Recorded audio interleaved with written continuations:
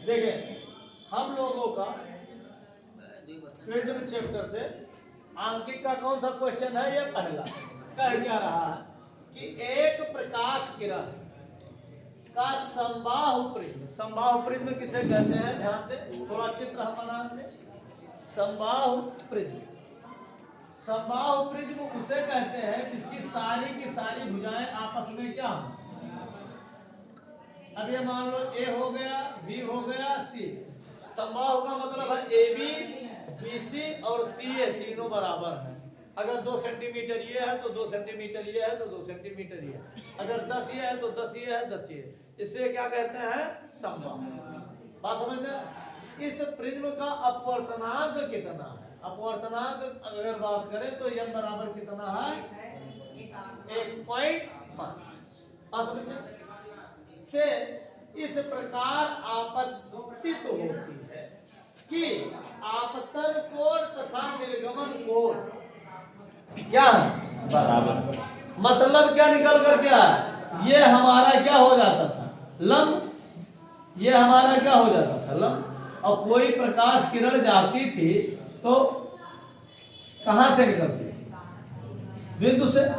ये गई तो इसको जाना कैसे चाहिए था? बिल्कुल सीधा निकल जाती थी, लेकिन ये बिल्कुल सीधा ना जाकर के क्या हो जाती है? मुख्य अक्ष की ओर झुक जाती। फिर ये दूसरे पृष्ठ के लिए आपतित किरण का कार्य करेगी और जाना इसको कैसे चाहिए था? सीधा। लेकिन ये फिर सीधा ना जाकर के फिर क्या हो जाएगा? तो इस सिचुएशन में यह जो कोण बनता, इस कोण का नाम क्या था? आई। या कहीं कहीं हम लोगों ने इसको I1 माना है। ठीक है, इसको कौन सा कोण कहते हैं? आपतन। कौन सा कोण? अभिलंब के साथ जब आपतित किरण कोण बनाती है तो इसको क्या कहा जाता है? आपतन कोण। बस समझ में? और जब यही रेखा बाहर निकलती है और अभिलंब के साथ कोण बनाती है तो इसका कोण निर्गमन कोण। इस कोण का नाम क्या होगा?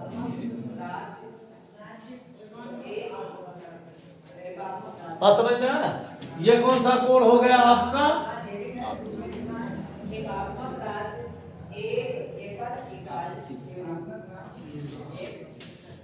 कंडीशन। तो आप लोग देखे हैं इस निर्गमन कोण को हम लोग कहीं कहीं ई से लिखे हैं, कहीं कहीं क्या लिख दिए हैं? I2। कई बुक में अलग अलग है, हम लोगों ने भी। तो कह रहा है कि ये दोनों अर्थात आई और ई आपस में क्या है? जितना कोण इधर बन रहा उतना कोण। बात समझ में आए? तो कह रहा है आपको क्या करना है? निर्गमन कोण जो है वो प्रिज्म कोण का कितना है? 3/4। क्या कह रहा? निर्गमन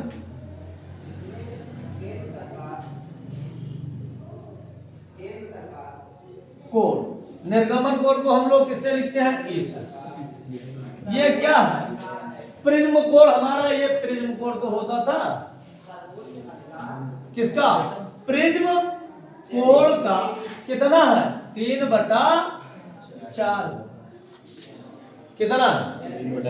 3/4। 3/4। तो ई बराबर क्या हो जाएगा? 8×3/4। तो हमें ज्ञात क्या करना है? विचलन को। और आपको पता है कि विचलन कोण लैम्डा बराबर क्या होता था? क्या होता था? आपने लिखा था I + E। क्या लिखा था?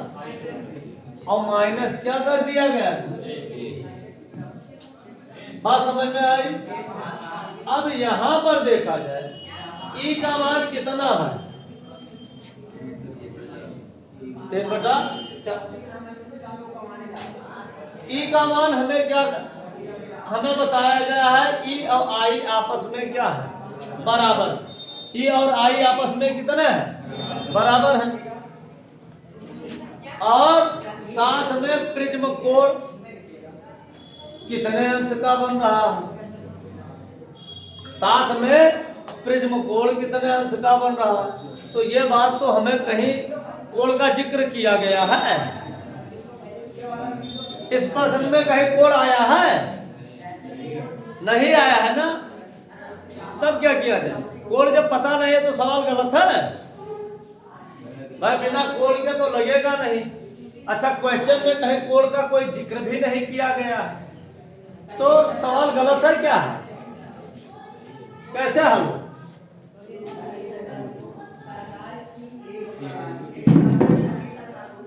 कोई आइडिया? कक्षा 10 वाली बात यहाँ लागू है, कक्षा 8 की बात लागू है। कैसे दिमाग में आए कि हम कौन सा कोण ले लें? कोण नहीं दिया गया है, लेकिन कोई बात से हम ऐसी चीज पकड़ लें कि हमें कोण ऑटोमेटिक मिल जाए।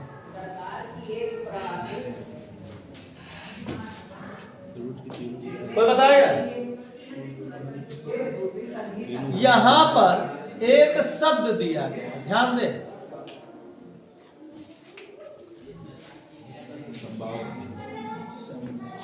क्या दिया गया है? और समबाहु त्रिभुज के सभी कोण आपस में क्या होते हैं? क्योंकि जब सभी कोण के भुजाएं बराबर होती हैं तो उसके कोण भी आपस में क्या होंगे? बराबर। बात समझ में आई? तो समबाहु त्रिभुज के तीनों कोणों का योग कितना होता है? 180 अंश। अब मान लो ये कोण ये है, ये कोण बी है और ये कोण क्या है? और समबाहु है। कैसा है? समबाहु। क्या है? समबाहु त्रिभुज है। तो इसलिए कोण ए बराबर क्या होगा? बी के, और कोण बी बराबर किसके होगा? मतलब तीनों कोण आपस में क्या होंगे? बराबर होंगे।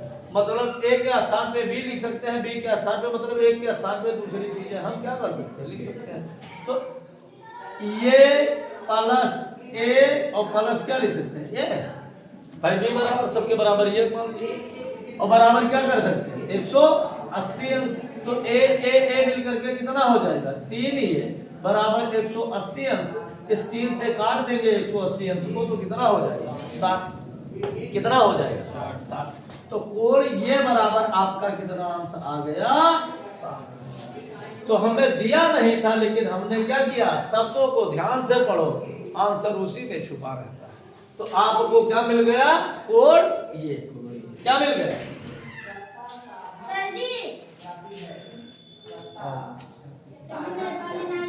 अच्छा चलो, अभी हम ये बात क्लियर हो गई। हमें क्या मिल गया? कोण ये बराबर मिल गया कितना अंश हो गया? क्योंकि हमें विचलन निकालने के लिए क्या चाहिए? ई चाहिए, आई चाहिए, और क्या चाहिए? ए चाहिए। जब ये पूरा हमें पता चलेगा तभी हम अप्लाई कर पाएंगे। तो कोण ये बराबर हमें क्या पता चल गया? ठीक है। और निर्गमन कोण हमारा कौन है? ई। तो अब हम किसका मान निकालने चल रहे हैं? ई का। किसका मान निकालेंगे? ई का। क्योंकि हमें पता है ई जो है वो किसके बराबर? आई के। 1 के 3/4। तो ए का मान कितना है? 60 अंश है। और इसका 3/4 करेंगे तो 4 से ये कट जाएगा, तो ये कितना आ जाएगा? 15 चौका। 15 चौका। तो ई बराबर कितना आ जाएगा? और 15 गुणे 3 गुणा करवा देंगे तो 15 दिया 45। तो हमें किसका मान मिलेगा? ई का। बात समझ में आ गया? दूसरी बात फिर प्रश्न में जाए तो कह रहा है आपतन कोण आई तथा निर्गमन कोण आपस में क्या है? बराबर है। अर्थात प्रश्नानुसार आई जो है वो किसके बराबर है? ई के। और ई का मान कितना है? 45 अंश। तो आई का भी मान कितना हो जाएगा? 45 अंश हो जाएगा। नहीं, बात समझ में आया? किसी को कोई दिक्कत? अब हमारा ये फार्मूला था, फार्मूले में हम सबको रख दे, हमारा क्या पता चल जाएगा? मान पता चल। तो आपको क्या करना है? पहला स्टेप आप यहाँ का ले लेंगे। दूसरा स्टेप आप पहला स्टेप यही ले कि आपको पता क्या है? क्या रहा? समबाहु त्रिभुज। तो समबाहु त्रिभुज के लिए ये बात पहला है। फिर कह रहा है आपतित होते कि आपतन कोण निर्गमन कोण के क्या है? बराबर है। आपतन कोण और निर्गमन कोण के क्या हो गया? बराबर हो गया। ठीक है। तो ये आपका कौन सा हो गया? अगर वो पहला मान लेंगे तो यहाँ से हम शुरू करेंगे तो ये हमारा क्या हो जाएगा? दूसरा। ये दूसरे में आएगा, यहाँ तक उतार लेंगे और इसके बाद में हम लोग ये आ जाएंगे तीसरे।